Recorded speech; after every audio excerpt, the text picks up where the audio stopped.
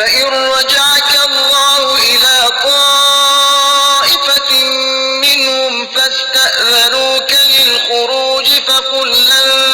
تخرجوا معي أبدا ولن تقاتلوا معي عدوا إنكم رضيتم بالقعود أول مرة فاقعدوا مع الخالفين. پھر اگر اللہ آپ صلی اللہ علیہ وآلہ وسلم کو ان میں سے کسی گروہ کے پاس واپس لے جائے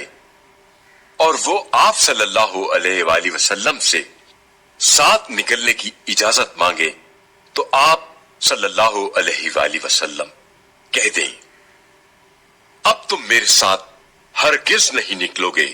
اور نہ ہی میرے ساتھ کسی دشمن سے لڑائی کرو گے.